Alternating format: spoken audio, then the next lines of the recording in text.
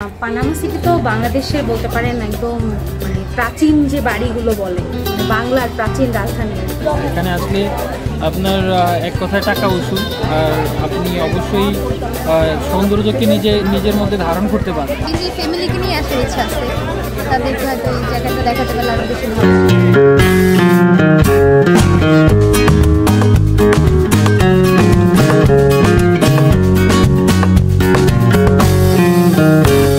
অবশেষে আমরা চলে আসলাম পানাম নগরে। সোনারগাঁয়ের এই পানাম নগরের পানাম শব্দটির উৎপত্তি ফার্সি, যার অর্থ আশ্রয়স্থল। ঐতিহাসিক বিবরণ থেকে জানা যায় যে 13 শতকের শেষের দিকে হিন্দু শাসনামলে পানাম এলাকা সোনারগাঁয়ের রাজধানী শহরের অংশ ছিল।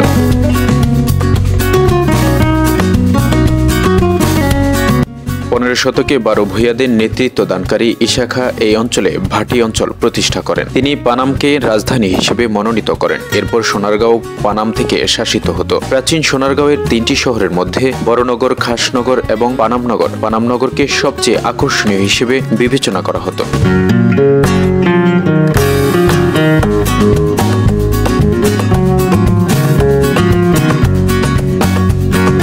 মুঘল যুগে পানাম সেতু, দালালপুর পুল, পানামনগর সেতু এবং একটি মহাসড়ক সহ বেশ কয়েকটি গুরুত্বপূর্ণ অবকাঠামোগত উপাদান নির্মিত হয়েছিল, যা পানামনগর এবং রাজধানীর মধ্যে সরাসরি সংযোগ স্থাপন করেছিল। 17শ শতাব্দীতে রাজধানী ঢাকায় স্থানান্তরিত হওয়ার পর সোনারগাঁওয়ের বাণিজ্যিক গুরুত্ব হ্রাস পেতে থাকে, ফলে মুসলিম জনগোষ্ঠী ক্ষমতার নতুন কেন্দ্রে স্থানান্তরিত হয়। 19 শতকে পরিত্যক্ত অতি বৃদ্ধ অঞ্চলের একটি ছোট অংশের মধ্যে পানামনগর শহর গড়ে উঠতে শুরু করে। এর সাথে সাথে ব্রিটিশ ইস্ট ইন্ডিয়া কোম্পানি এবং উপনিবেশিক আমলে সোনারগাঁও সুতি কাপড়ের, বিশেষ করে মসলিনের ব্যবসার কেন্দ্র হিসেবে খ্যাতি লাভ করে। এই সময়কালে ধনী হিন্দু বণিকরা এই অঞ্চলে বসতি স্থাপন করে। উপনিবেশিক স্থাপত্যের বৈশিষ্ট্য বহনকারী প্রাচীন পরিত্যক্ত ভবনগুলির সংস্কার করেন।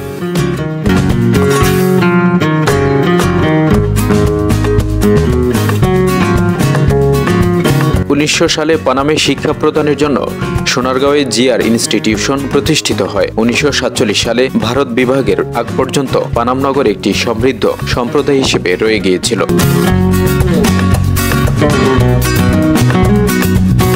স্থানীয় প্রবীণরা বর্ণনা করেন যে সন্ধ্যায় পিতলের পাত্রের শব্দ, তেলের প্রদীপের আলোয় শহরটি প্রাণবন্ত হয়ে উঠত। 1947 সালের মধ্যে পানামের উচ্চবিত্ত বাসিন্দারা মূলত কলকাতায় স্থানান্তরিত হয়েছিল। 1964 সালের পূর্ব পাকিস্তান দাঙ্গার পর দুর্বৃত্তরা ভবন লুট করে এবং মূল্যবান মসলিন ধ্বংস করে, এবং 1965 সালের ভারত পাকিস্তান যুদ্ধের পর হিন্দু বাসিন্দারা ভারতে চলে আসেন।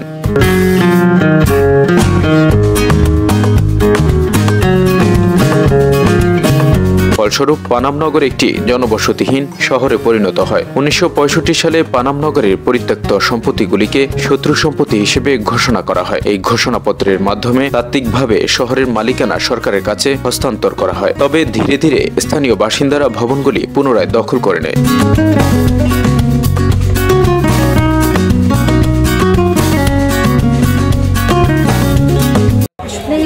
পানামা সিটি তো বাংলাদেশের বলতে পারেন একদম মানে প্রাচীন যে বাড়িগুলো বলে মানে বাংলার প্রাচীন রাজধানী আর কি। তো এই যে বাড়িগুলো বা যে বিল্ডিংগুলো আমরা দেখতেছি প্রায় ধ্বংসস্তূপের মতো অবস্থা, প্রায় ধ্বংসপ্রাপ্ত হয়েছে। বাট মানে একটা মাটির যে একটা গন্ধ বা পুরানো যে একটা আমেজ, এই জিনিসটা এখনও আপনি এখানে এসে ফিল করতে পারবেন। তো সেই জায়গা থেকে আমার কাছে মনে হয় যে যারা বাংলাদেশি আমরা সবার একবার হলেও তার সেই পুরানো স্মৃতি বলেন বা বাংলার আগের প্রাচীন সভ্যতাটা কেমন ছিল সেটা দেখার জন্য হলেও একবার পানাম সিটিতে আসা উচিত। এই যে বললাম আমি, আমার এই গন্ধটা আমার কাছে অনেক ভালো লাগছে। এই গন্ধটা তো অন্য কোথাও নাই। দেখবেন অনেক দিন প্রাচীন কোথাও বা আপনার গ্রামের বাড়িতে গেলে তখন আপনি এই ঘ্রাণটা পাবেন। তো এতদিনের একটা জায়গা, একটা শহর, যেটাকে বলতেছে, তো সেখানে এই গন্ধটা আমার কাছে বেশি মানে ভালো লাগছে বলতে পারেন। আর প্রাচীন কিছু দেখলে এমনিতে আমরা একটু মানে আগের দিনের কথা আমাদের মনে পড়ে, সেই ফিলটা। 2001 সালের প্রত্নতত্ত্ব বিভাগ এলাকাটি সংস্কারের প্রচেষ্টা শুরু করে। 2003 সালের এটিকে সংরক্ষিত প্রত্নতাত্ত্বিক স্থান ঘোষণা করে। তবে ভবনগুলির প্রত্নতাত্ত্বিক সৌন্দর্য ধ্বংস করার জন্য সংস্কার কাজ সমালোচিত হয় এবং স্থানীয় নাগরিক সমাজ ও বিশেষজ্ঞদের বিরোধিতার কারণে অবশেষে বন্ধ হয়ে যায়।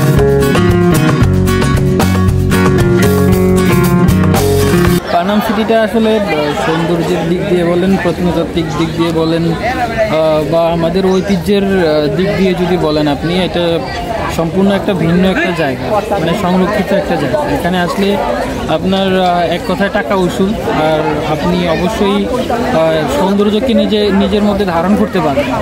আর আসলে আমরা তো ঘুরি এই কারণেই যে যেন আমরা সৌন্দর্যকে অবলোকন করে নিজের মধ্যে প্রশান্তিকে নিয়ে আসতে পারি। তো এই কারণে হলেও আপনাকে এদিকে আসতে হবে, পানাম সিটিতে আসতে হবে। এসে একটাবার হইলেও আপনাকে এটা সৌন্দর্যটাকে আপনার মধ্যে ধারণ করার একটা সুযোগ করে দিতে হবে নিজেকে। আমার কাছে মনে হয় it's a nice place overall. 2009 সালের মধ্যে অবৈধ দখলদারদের সম্পূর্ণ অপসারণ করা হয় এবং 6 অক্টোবর 2015 সাল থেকে দর্শনার্থীদের টিকিট কিনতে বাধ্য করা হয়। উল্লেখযোগ্যভাবে 2006 সালে নিউ ইয়র্ক ভিত্তিক ওয়ার্ল্ড মনুমেন্টস ফান্ড পানামনগরকে তাদের 100টি সবচেয়ে বিপন্ন স্থানের ওয়ার্ল্ড মনুমেন্টস ওয়াচ লিস্টে অন্তর্ভুক্ত করে। 2020 সালের 13 আগস্ট বিশ্ববিদ্যালয়ের প্রভাষক ও স্থপতিদের সমন্বয়ে একটি 6 সদস্যের কমিটি গঠন করা হয়েছিল, যারা একটি পুনরুদ্ধার প্রকল্পের উপর তাদের মতামত প্রদান এবং গবেষণা পরিচালনা করেছিলেন। পরবর্তীকালে 21 ডিসেম্বর পুনরুদ্ধারের কাজ শুরু হয়েছিল।